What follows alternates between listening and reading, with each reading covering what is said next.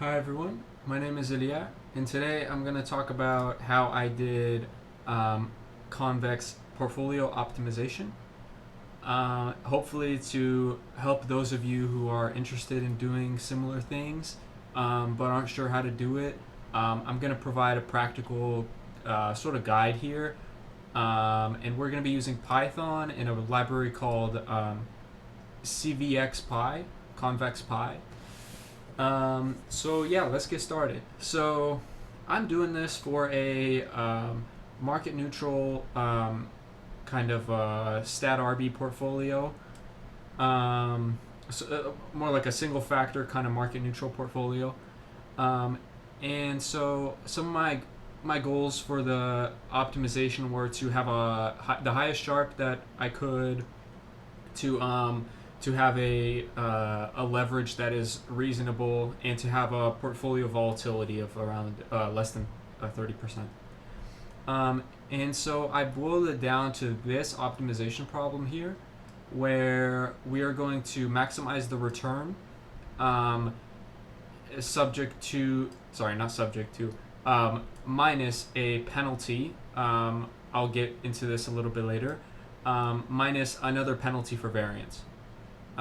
So essentially, we're doing maximize return, penalize variance, and in this way, we're kind of making the optimizer give us like a high Sharpe ratio portfolio, hopefully.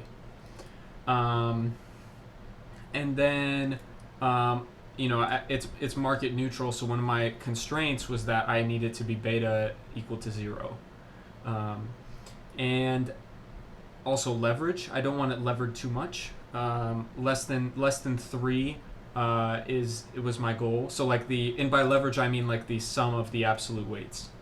So yeah. And I also wanted the portfolio vol to be less than a certain threshold.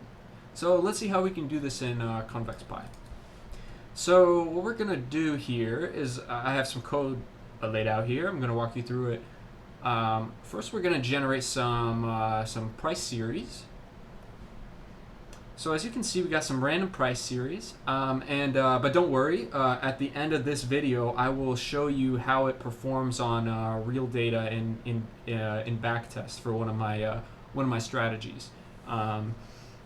So we generate this price series. We're going to generate a covariance matrix, and then we're going to calculate some betas. And two caveats here, real quick. If you're doing this in production for real money, make sure you shrink your covariance matrix. Also, if you're calculating betas, this way is fine. If you're just using like the beta from a linear regression on the returns, you can do that. But regularizing this would also be not a bad idea. So in production, I just use the covariance matrix to calculate betas. I'm sure there's other ways. You can use Bara and such things if you have access to those. Anyways, yes, we generate our prices, we get our covariance matrix, we get our betas, and let's plot our betas. So here you can see what our betas look like. Betas to the market in my case. But you can extend this to do betas to factors, I'm pretty sure, which is really cool if you want to, neutralize your beta to the market, as well as, the momentum and the size, and those sort of things. You can do all that. You just add another constraint to your optimization. That's kind of one of the beauties of this, is that you can personalize it just to how you need. That's a big advantage that this writing your own optimization has over off-the-shelf solutions, is that you can tailor it specifically to your needs, even if it's a little bit more work up front to actually do. So we have our betas. We plot our covariance matrix here. There's that. And now I'm gonna. This is the meat and potatoes of this video. So this is the actual convex optimization that we got going on. So let's see if we can make sense of this. So here's our objective, and as you can see, it follows the this problem on paper pretty closely. So our portfolio returns are the our expected return vector, which is in modern in a MVO and mean variance optimization. You usually need two things. That's the expected returns vector, and you need your covariance matrix, right? So kind of the same thing here. You need your expected returns, and we're going to dot it with the weights, and that's going to give us our portfolio return, right? So we're trying to maximize our portfolio return. But like I said, we want to penalize for a few things. One of the things is this is the portfolio variance, right? We want high Sharpe, so we want to penalize for volatility. And this term here, this risk aversion times portfolio variance, is precisely this term right here in our problem statement. And then I also mentioned this L2 regularization penalty. And what this does is that it forces the optimizer to be less concentrated. So typically in mean variance optimization and convex optimization, your optimizer, if you're not careful, it's well known that it will get really concentrated in certain positions, and that's not necessarily what we want, because even though we have an expected return estimate, it's really an estimate, and it's not perfect. So we really want to force the optimizer to not be as concentrated, try to force it to be a little more diversified, and this is precisely what this term does here. So if you include this term here, it's gonna make it spread the weight out a little more. It's gonna penalize very high weights. And this is borrowed from machine learning. It's borrowed from like ridge regression. Yes. So this kind of makes it be diversified. So that's our objective. And now, as I stated, we have our constraints here coded up. And the way the library is written, it's very nice. It's really easy to write out all this stuff. As you can see, it's literally just a few lines of code to write a really solid optimization here for our portfolio. So first constraint, we want it to be beta neutral, right? So we dot our betas with our weights, and we constrain that to be 0. Next, we have a leverage constraint. Because you don't want to, I was having issues where it would choose like portfolios with ridiculous leverage, like 100 or something, and that's just not feasible. So I include this leverage constraint here. And then, as well as leverage, we have the volatility. We don't want the volatility to be too high, or at least this is one of my constraints. Maybe you'll set yours a little bit differently, but generally you'd want to, cap off your volatility somewhere. And then finally, we just have an upper and lower bound for any position. These I just kind of chose these arbitrarily.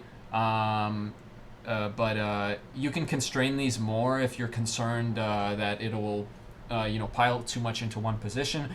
But I really haven't found that to be an issue, in particular because of this, diversification, term. A penalty that encourages diversification. I've never really seen it to be too much of an issue, but you can play around, make sure that it's working for you. So we have our objective, we have our constraints, and we're just going to put it into convex pi, and it's going to solve the problem. And now here's kind of some things that you can get it from the portfolio. So as you can see, I just ran it, and it spat out the weights. And it spat out some stats. I'll talk about these in a second. But let's plot what the weights look like. So as you can see, a lot of the weights are 0, and that's because our regularization strength is actually set to 0. So we're, I wanted to make a point of this, that you can see it's getting pretty concentrated. Out of however many 10 positions, we only have 4 from the optimizer. Let's make it diversify a little bit. So let's set it to 0.1%. And I'm choosing this sort of arbitrarily. In practice, what I read that is most basically what I've read is that you should tune this like a parameter using a backtest. So try a few different regularization strengths, see the backtest, and just choose the choose the one that does best. If someone knows a better way to decide this parameter, please let me know. I'm by no means an expert, and I would like to know more about optimization. Anyways, so yeah, let's set it to 0.01. Encourage the optimizer to find a more diversified solution. And as you can see, now we're really forcing it to be a little bit more diversified, which is great. That's exactly what we want. So you can see spits out the weights. It has an expected return. It has volatility. It has a Sharpe ratio. One thing I should caution is this Sharpe ratio estimate, as well as this expected return estimate, they're estimates that are derived from your expected returns vector. And at least for me, the way I use it is my expected returns is really it's not an estimate of returns. It's like an alpha signal, like a momentum or something, or a skew or something like this. I use like a signal instead of the expected returns vector, and it works fine, but you can't necessarily interpret it as a actual, like, this is what the Sharpe is going to be type of deal. And then we have the leverage here, and we have another ratio which is quite interesting and useful that I found. It's the capital efficiency ratio. So I'm sure there's formal definitions for this, and I'm sure this is very rudimentary. I'm not claiming this is the best way, but I found this works to determine how capital efficient your portfolio is. So it's essentially a ratio of how much volatility you get for every like unit of leverage you use, and by unit I mean like 100% of your capital. So this is stating that if we invest 100% of our capital, we get a volatility of, it looks like about half a percent. So this is obviously fake data, but in reality, what you would like to see is a high capital efficiency, and that's kind of maybe that was a little bit of a problem for me, was getting like enough capital efficiency in the portfolio. But I, at least in simulation, in practice, it wasn't so much of a challenge. But it may be for you if, I don't know, I'm not sure. But anyway, the point is that this capital efficiency ratio, it shows you how much you can lever up, how much you need to lever up to get a certain volatility. And this is particularly important if you're trying to volatility target. So say that you're trying to hit a vol target of 20%, your leverage is going to be kind of bouncing around because the portfolio, just by the way the portfolio is constructed, it has going to have different leverage to get to the same volatility. And so I haven't. One thing I am interested in, if anyone knows, and please comment if you know something about this. Is there a way to encourage the optimizer to increase the capital efficiency ratio? I haven't found a way to do this in a convex way. We could obviously penalize like a low this low ratio where it's like leverage over volatility or whatever, but it won't be convex, and I haven't really found a solution to that.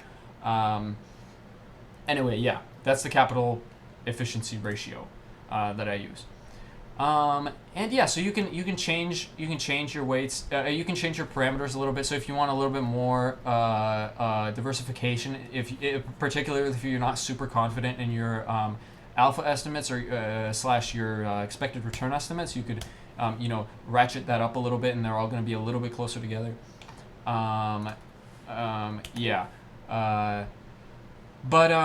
So I said I would show you guys my results from doing this on backtesting this on one of my StatArb strategies, and I'm going to show that now. So here is a backtest from. Let me close this. Here's a backtest from using a very rudimentary portfolio construction method, where I set the weight equal to the alpha divided by the volatility. um, and then I vol scale it. So this is it's pretty mechanical. It's not there's not much sophistication, but it works. And that was kind of my benchmark for testing this whole thing. It gets a Sharp of about 2.7 on this sample. But simply switching to my Convex portfolio optimization method, I was able to get a Sharp of 3.5, and doubled the return just by using this portfolio optimization method. And one of the big reasons for this, I think, is that it's taking advantage of intra-asset correlations. Whereas this this kind of rudimentary method would not do that. Um, and yeah, so in this case, I didn't use the L2 penalty, just because my universe size changes quite a bit in the sample, so I wasn't. I'm still not too sure how to approach that. But nonetheless, even without that, I was still able to improve the performance, as you can see, a lot. And this shows you really the power. And this is on real data. This is in crypto. It shows you the power of these sort of optimizations. And it shows you where it really shines in sort of incorporating inter-asset correlations into your portfolios, hopefully increasing the number of independent bets you're taking, and hopefully as a result increasing your Sharp ratio. And of course, there's a lot to be said about the constraints that you can put on your portfolios. So, like for example, this one, it was not beta neutral. I can probably make it dollar neutral. I could probably even with making it a little more janky, I could make it beta neutral, but it's not ideal. It's not a great thing. But with this, I make it beta neutral. I make it maximize Sharp. I make it use inter-asset correlations, and I can set leverage thresholds, portfolio volatility. I can limit, and anything else I can add after the fact. But yeah, so I just wanted to kind of make this video, show you guys the power of this. If you know more about some of the points I brought up, please do comment.